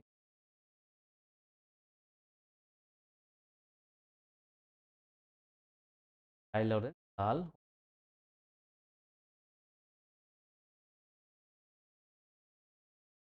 चलिए देखिए अब ऑल्फैक्टरी सूचक, जो एक तीसरा था कि कौन सा सूचक, ऑल्फैक्टरी। ये ऐसे पदार्थ जिनका गंध लिए तथा क्षारीय माध्यम में अलग अलग होता है, ऐसे सूचक की सहायता से एक अंधा व्यक्ति देख नहीं सकता है, वही गंध सूंघ कर बता सकता है कि अम्लीय है या क्षारीय है। ऑल्फैक्टरी जो सूचक होता है, यह फायदा लाभ है, ये अम्ल में और भस्म में अलग अलग गंध देता है। एक ही सूचक, जैसे ऑल्फैक्टरी सूचक मानिए प्याज, जैसे प्याज है, जब अम्ल में डालेंगे तो उसका गंध अलग होगा, और जब भस्म में डालेंगे तो उसका गंध अलग होगा। गंध अलग होगा, और हम आपको बता दें, हाँ यह गंध देगा तो समझना कि अम्ल है, और यह गंध आएगा तो भस्म है। तो आपको देखने की जरूरत है, इसलिए कि अंधा व्यक्ति देख नहीं सकता,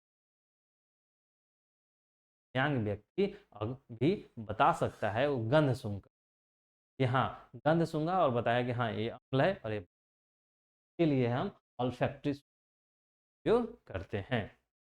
तो ऑल्फैक्टरी सूचक का कौन कौन उदाहरण है, एक तो प्याज है, इत्र है, लौंग का तेल। तीन आपका है, ये प्याज है, ओनियन है। ओनियन क्या है कि आपका ऑल्फैक्टरी सूचक है, और एसिड के साथ जब रिमेन्स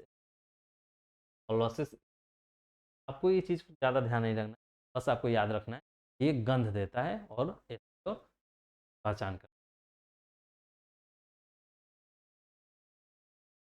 जब ओनियन को अम्ल में डालेंगे तो ये स्मेल देगा। तब ऑनियन है, देखिए प्याज का एक स्मेल होता है अपना, ठीक। जब वो उसको एसिड में डालेंगे ना, क्या स्मेल वो रह जाएगा, रहेगा तो पता चल जाए अच्छा प्याज का स्मेल। जब प्याज का स्मेल जो है वो समाप्त हो जाए, प्याज जैसे भस्म में डालेंगे ना, तो जो प्याज का थोड़ा सा स्मेल होता है ना वो भी समाप्त हो जाएगा, किससे, भस्म में। तरह देखिए वेनिला एक्सट्रैक्ट यानी इत्र रिमेन्स स्मेल में जाएगा, तो अपना स्मेल जो वेनिला इत्र का है, वेनिला इत्र का है रहेगा, जो स्मेल है उसका रहेगा। लेकिन जैसे ही वो बेस में डालेंगे स्मेल कम हो जाएगा, कम हो जाएगा या समाप्त। बेस में डाल। इसी तरह क्लोव ऑयल यानी लौंग का तेल। लौंग का तेल जब स्मेल रहेगा, लौंग का तेल का अपना स्मेल होता है और वो स्मेल स्मेल बरकरार रहे क्योंकि वो एसिड है, और अगर उसमें कमी आ जाए तो बेस। क्या देखा आपने कि ऑल्फैक्टरी सूचक जो है प्याज या इत्र और लौंग का तेल का अपना गंध जब बरकरार रहता है तो एसिड होता है, और उनकी अपनी स्मेल यानी कमी आ जाए या समाप्त हो जाए तो वो बेस होता है यानी है। तब पूछा जा सकता है ऑल्फैक्टरी सूचक प्याज को क्षार में डाला जाए तो उसका गंध रहता है या नहीं। आपको देगा बढ़ जाता है, ऑप्शन बढ़ जाता है, गंध घट जाता है, गंध नहीं रहता है, या गंध के बारे में हम ऑप्शन है सभी, गंध बढ़ता घटता दोनों है। ऐसा याद रखिएगा कि ऑल्फैक्टरी सूचक प्याज, वेनिला, इत्र और आपका लौंग का एसिड में डालेंगे तो उसका बरकरार रहेगा यानी बरकरार रहेगा। भस्म में डालेंगे तो उसका गंध समाप्त हो जाएगा, कम हो जाएगा।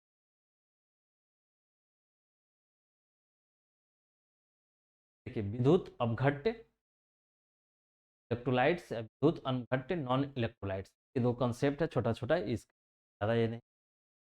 विद्युत अपघट्य क्या होता है? विद्युत घट्य सभी अम्ल, भस्म तथा लवण। अभी अम्ल पढ़ लिए आप, भस्म भी पढ़ लिए, अम्ल भी पढ़ लिए, भस्म के बारे में, लवण के बारे में पढ़ना है। लवण के जलीय विलयन दूध का संचार करते हैं। आप अभी पढ़े थे अम्ल के क्या होता है, जब पानी में आयन देता है और आयन देता है सुचालक। तो भस्म के बारे में देता है और वो विद्युत का सुचालक होता है। उस तरह लवण भी जब पानी में देगा तो आयन देगा और वो विद्युत का सुचालक। इसे हम विद्युत अपघट्य भी अम्ल, भस्म तथा का संचालन करते हैं। दूध के संचालन करने वाले सभी विलयन दूध अपघट्य यानी लाइट्स इलेक्ट्रॉन का ट्रांसफर आगे बढ़ाते हैं। इसी तरह विद्युत अपघट्य नॉन इलेक्ट्राइड ऐसे ही होगी जिनके जलीय विलयन दूध का संचालन नहीं करते, दूध अपघट्य कहते हैं। फल ग्लूकोज। आप ये तीनों उदाहरण को याद रखेंगे कि अल्कोहल में, ग्लूकोज में या ग्लूकोज में या यूरिया में दूध का संचालन नहीं। आपको ऑप्शन में ऐसा देगा इनमें से किसके विलयन में विद्युत का संचालन होता है, आपको ऑप्शन में दे देगा अल्कोहल, ग्लूकोज और सोडियम हाइड्रोक्साइड। तो आप जान रहे हैं कि अल्कोहल में, ग्लूकोज में, यूरिया में विद्युत का संचालन नहीं होता है। एक ऑप्शन इनमें से कोई वो संचालन होगा। ठीक है, विद्युत अपघट्य, विद्युत अपघट्य का एक देखिए उदासीनीकरण। ने कई बार पढ़ा कि अम्ल भस्म के साथ अभिक्रिया कर लवण और जल देता है, उदासीनीकरण। इसी तरह आपने पढ़ा भस्म अम्ल के साथ अभिक्रिया कर लवण और जल देता है, उदासीनीकरण अभिक्रिया कहते हैं। उदासीनीकरण अभिक्रिया के बारे में आप चैप्टर 1 में भी पढ़ा था कि मैं चैप्टर 2 में भी इसके थोड़ा सा पढ़। देखिए अम्ल भस्म आपस में क्रिया कर जल बनाते हैं, कहा जाता है। नेवेज क्या है ये,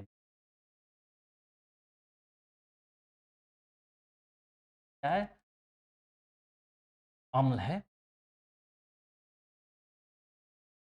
ये लवण है। क्या देख रहे हैं? भस्म और अम्ल क्या कर और जल। देखिए नोट क्या बोल रहा है, इनके विलयन उदासीन होता है।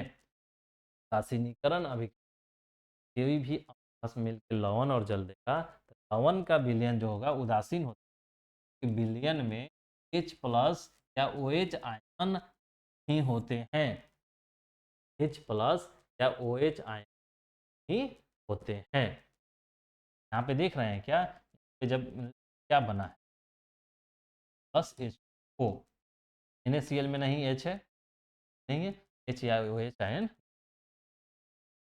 उदासीन हो। देखिए एक पीएच मान तथा पीएच स्केल मान या पीएच स्केल।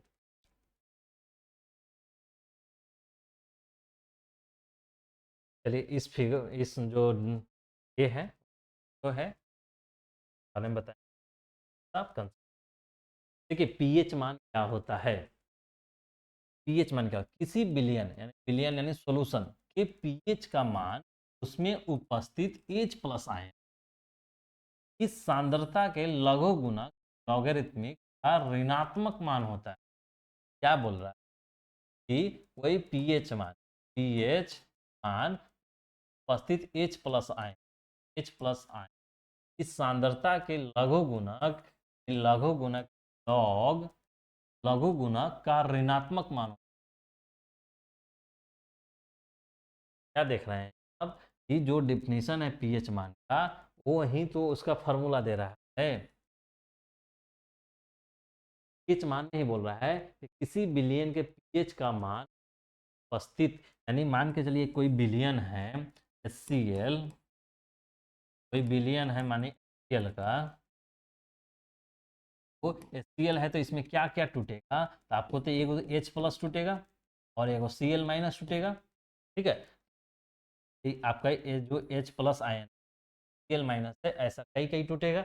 नहीं बोल रहा है कि किसी बिलियन में यानी इस बिलियन में पीएच का उपस्थित, इस बिलियन में उपस्थित प्लस आयन का H प्लस आयन का कोई सांद्रता होगा, सांद्रता के लघु गुणक लॉग का ऋणात्मक मान यानी माइनस लॉग। पीएच मान क्या बोला, पीएच मान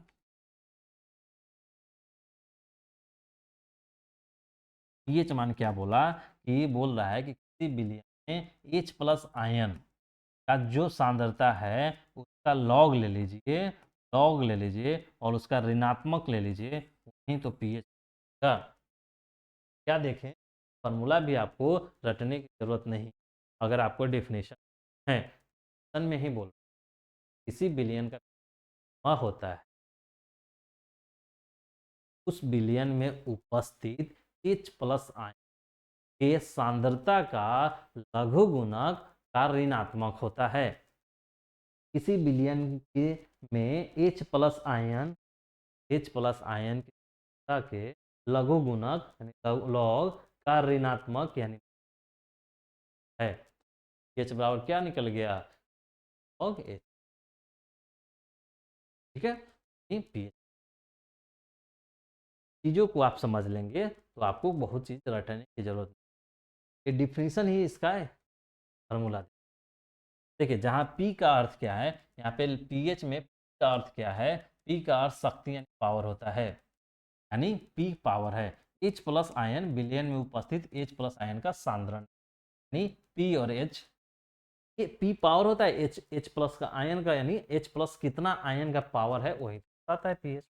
अब देखिए नोट, पीएच मान किसी पदार्थ की अम्लीयता क्षारीयता का, पीएच मान किसी भी पदार्थ की अम्लीयता होने या क्षारीयता होने, अम्ल हो और क्षार होने की माप है।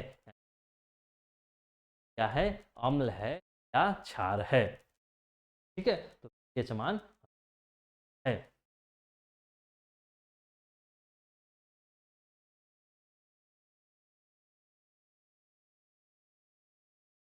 अब देखिए उदाहरण है, शुद्ध जल में H प्लस आयन का सांद्रण, एक H मान निकाल लीजिए। जैसे शुद्ध जल हुआ है, ये जल है, जल है, जल में H प्लस जो आयन होगा यानी H प्लस आयन का वो क्या वैल्यू होगा, वो 10 के पावर माइनस से। तो जल का पीएच कैसे निकालेंगे, देखिए पीएच कैसे होता है कि पीएच बराबर क्या होता है, minus log H plus ion. देखिए अब देखिए माइनस तो रहेगा, माइनस लॉग रहने दीजिए, लॉग H प्लस आयन कितना दिया हुआ है, बोल रहा है कि H प्लस आयन का सांद्रण 10 के पावर माइनस 7 है। अब देखिए, अब लॉग का एक प्रॉपर्टी आप मैथ में पढ़े होंगे, अगर लॉग पे a के पावर b है, एक प्रॉपर्टी पढ़े होंगे लॉग में, कि log a के पावर b है, तो b क्या होता है, बाहर आ जाता है, कि log a हो जाता है।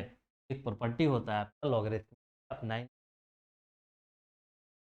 भी पढ़े होंगे तो समझ लीजिए, log a के पावर b होगा तो b रहता है, ये कहाँ आ जाता है, बाहर आ जाता है। तो देखिए उसी तरह log 10 के पावर -7, 7 कहाँ जाएगा, बाहर आ जाएगा, यानी पहले से माइनस है और माइनस से बाहर आ गया, तो बचेगा क्या, log 10। अब देखिए माइनस माइनस प्लस हो जाएगा, यानी 7 log 10 दिख रहा है, यहाँ तक दिख रहा है। अब देखिए एक चीज और पढ़े होंगे कि log जो है 10 का मान क्या होता है, 1 होता है। log 10 का मान 1 होता है, यानी ये 1 हो जाएगा, तो क्या बचेगा, 7 गुना और 7, 7 गुना बराबर 7, यानी आपका शुद्ध जल का, शुद्ध जल का पीएच मान क्या हुआ, 7 हुआ। इस देख लिए कैसे निकलता है।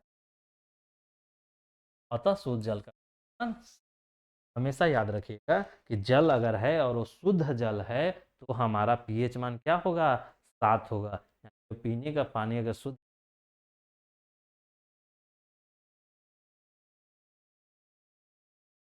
का देखिए पीएच स्केल के बाद आपको एक देखना है, अभी तो पीएच मान आपने देखा,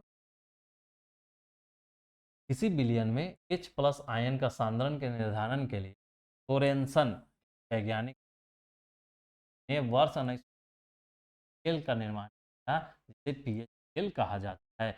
आप ये नाम याद रखिएगा, सोरेनसन। आपको शायद ही आपको कोई आर्ट्स से लेकर सिविल सर्विसेज सब क्वेश्चन वहाँ पूछा जाता है। सिविल सर्विसेज के बारे में हम बताएंगे कि कैसे कैसे आप, जब आपको गाइडलाइन बाद कैसे अपने दिशा का निर्धारण, इस दिशा से आपको आगे वहाँ पे देखेंगे कि जगह सिविल सर्विस की तैयारी होता है, वहाँ भी आपको 6 से लेकर 12 एंड क्या देख रहे हैं, वहाँ भी इसकी प्रासंगिकता बनी। आप 9 सब चीज़ देखिए, सोरेन और सन एक स्केल का निर्माण, कोई पूछे आपको कि पीएच स्केल क्या है, देखिएगा एक साइंटिस्ट है, नाम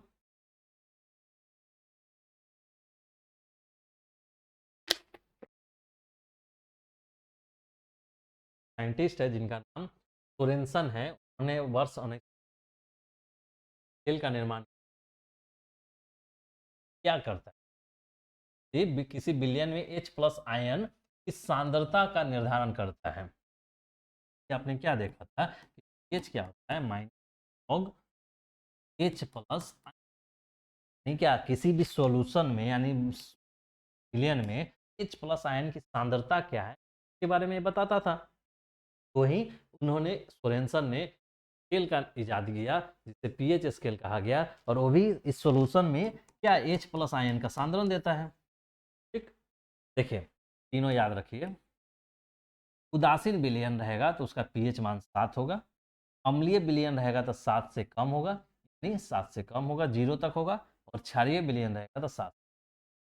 देखिए पीएच स्केल, पीएच स्केल अभी आपने आपको बताया था कि शुद्ध जल का पीएच मान क्या होता है, का 7 होगा, ये 7 होगा, 7 बीच में रहेगा, और इससे कुछ कम होगा और इससे ज़्यादा होगा, तो ज़्यादा होके 12 तक पहुँचेगा और कम होके 0 तक पहुँचेगा। तो ये तो क्या हो गया, या शुद्ध जल, यानी ये उदासीन हो गया, और इधर होगा जो अम्लीय होगा,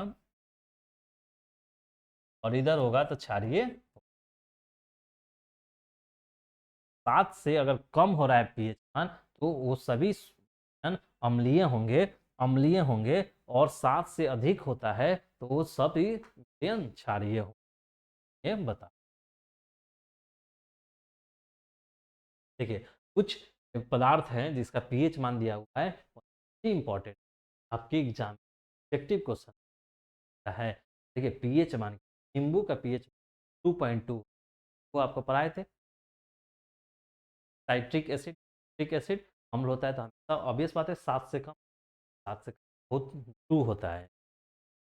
सिरका, अचार, एसिटिक एसिड, बोले थे रेस्टोरेंट में सिरका वाला प्याज मान, नहीं सिरका है, सिरका भी अम्ल होता है और इसका पीएच मान 2.4 होता है। शराब जो हमारे राज्य में बैन है, तो भी जानते हैं बैन है ना, बैन है, तो ये 2.8 होता है, यानी जो शराब होता है, वाइन होता है, वो अम्लीय नेचर का, तो अम्ल यानी आप अल्कोहल उसमें होता है, अल्कोहल होता है।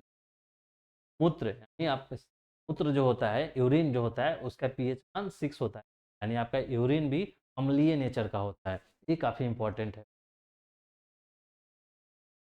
पूछा जा सकता है कि मूत्र का है तो लगभग 6 ये नेचर का, आपको ऐसे लिख के पूछ, मूत्र होती प्रकृति होती है ये क्षारीय, दासीन, क्षारीय और क्षारीय दो, तो आप क्या देखेंगे का पीएच मान क्या होता है, 6 होता है, 6 होता है, यानी 7 से जो भी कम होगा वो अम्ल होगा,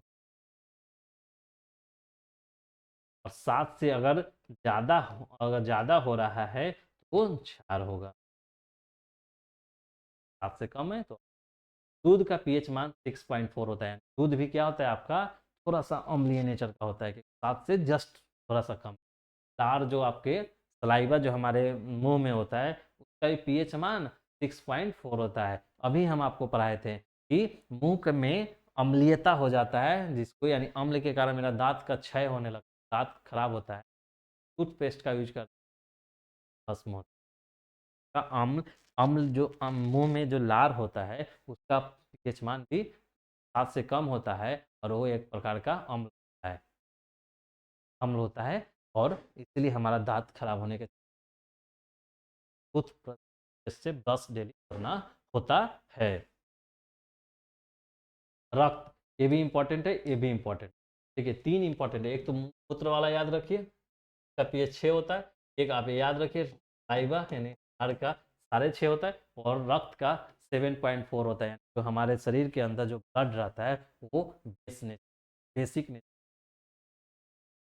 समुद्री जल का 3 याद करिए, मूत्र का 6, आपका लार का 6.5, और आपका समुद्री जल का समुद्री रक्त का 7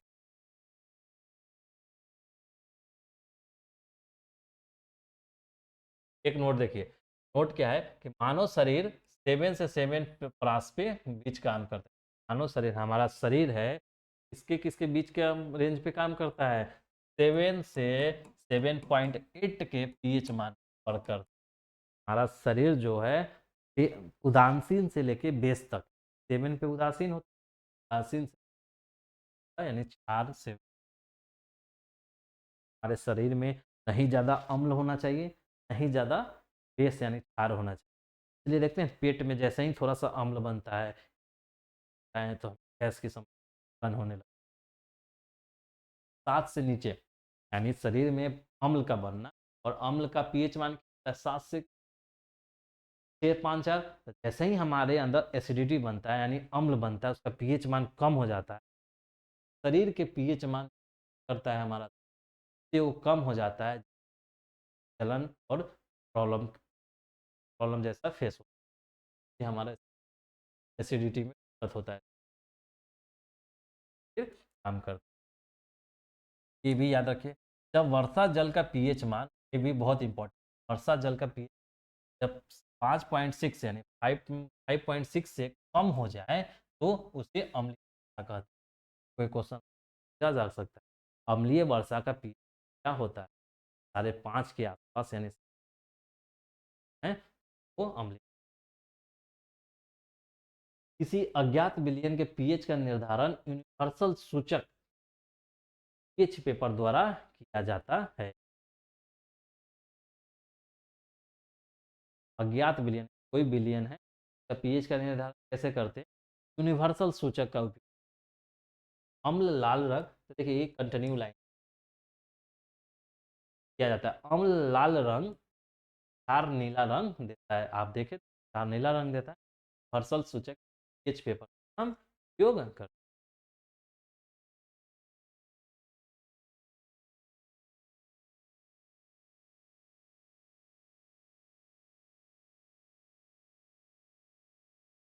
अब ये देख लीजिए थोड़ा, ये जो आपको बताया कि हम थोड़ा देर में बताते हैं, आप ये देख लीजिए क्या है। तो देखिए पीएच में, अभी पीएच मान में क्या बोले कि न्यूट्रल जो होता है जो 7 पे होता है, यानी 7 पे जो होता है न्यूट्रल होता है। तो देखिए 7 है तो न्यूट्रल हो गया, ठीक, ये न्यूट्रल हो गया। इसके इधर जाएंगे तो एसिडिक होता है, तो देखिए एसिडिक है यानी अम्ल लिखा है, यानी इधर अम्ल होता है। इधर बनेंगे तो अल्कलाइन यानी क्षार होता है, ठीक है। वो 7 के इधर, तो देखिए कौन कौन सा 7 पे प्रोडक्ट है, देखिए वाटर, शुद्ध वाटर होगा तो उसका आपका न्यूट्रल होगा। जैसे इधर आएंगे, आपको दूध का भी हम बताए थे कि एसिडिक होता है, तो देखिए मिल्क है। कॉफ़ी भी क्या होता है आपका, अम्लीय होता है। टमाटो यानी टमाटर भी अम्ल होता है, इसमें ऑलरेडी टमाटर में ऑक्जेलिक एसिड होता है तो अम्लीय ही होगा। सोडा जो आप पीते हैं भी अम्लीय होता है, लेमन तो अम्लीय होगा ही। स्टोमक में आपको HCl जो आता है, ठीक है, ये ध्यान रखिएगा, आपको ये काम आ जाएगा कि स्टोमक में क्या होता है, HCl बनता है, और HCl का पीएच लगभग 1 के आसपास होता है। जब हम आपको पोषण पढ़ाएंगे, मानो आपका पोषण तंत्र पढ़ाएंगे, तो आपको डाइजेस्टिव पाचन तंत्र, मानो पाचन तंत्र पढ़ाएंगे बायोलॉजी में, तब वहाँ पे हम आपको डिटेल से सब, आप देख रहे हैं यहाँ पे HCl का पीएच 1 के आसपास है, बैटरी का पीएच। इसी तरह न्यूट्रल के इधर देखिए, ब्लड का अभी हम आपको बताए थे कि 7.4 होता है ब्लड का, तो देख रहे हैं 7 से इधर है। एग का, वाइट एग अगर अंडा खाते हैं तो भी एस होता है। स्टोमक टेबलेट, स्टोमक टेबलेट आपको ये क्या होगा, जब आप स्टोमक में एसिडिटी हो जाता है तो आप क्या बोलते हैं, आपको मिल्क ऑफ मैग्नीशिया खाना पड़ता है। वहीं बोल रहा है कि कोई अगर स्टोमक टेबलेट खा रहे हैं तो बेस होगा। अमोनिया सोल्यूशन बेस होता है। सोप यानी साबुन भी आपका होता है, ब्लीचिंग पाउडर भी आपका होता है, और ड्रेन क्लीनर भी, ये सब आपका ठीक। तरह इधर देखिए पीएच स्केल में न्यूट्रल है, यानी प्योर आटा आपका न्यूट्रल हुआ। मिल्क हो गया एसिड, बनाना हो गया एसिड, एसिड रेन हो गया एसिड, ऑरेंज ऑन सल्फेट। तरह बेकिंग सोडा आपका बेस होता है, एग आपका बेस होता है, मिल्क ऑफ मैग्नीशिया बेस होता है, बेस होता है, ब्लीच आपका बेस होता है, और लिक्विड ड्रेनर क्लीनर बेस होता है, और सोपी वाटर आपका है, सब चीज़।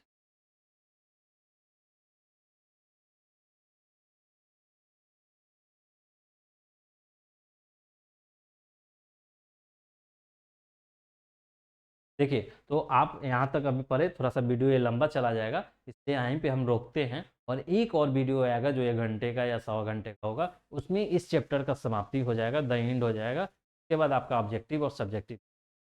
देखिए अभी हमने पीएच के बारे में पढ़ लिया, अब बस थोड़ा सा 1-2 और स्लाइड होगा जो पीएच का महत्व क्या है अपने जीवन, यानी डेली दिन प्रतिदिन के जीवन, वो पढ़ेंगे। उसके बाद लवण के बारे में साल्ट के बारे में पढ़ेंगे, और इसके साल्ट के बारे में जैसे ही पढ़ेंगे होगा, और उसके बाद आपको ऑब्जेक्टिव सब्जेक्टिव जो संभावित 2024 में आने वाले एग्जाम में आने वाले होंगे या आएंगे, ठीक है। Okay, thank you for watching. अगर आपको अच्छा वीडियो है लाइक कीजिए, ताकि हमें भी मोटिवेशन और हम भी इस पे वर्क करें।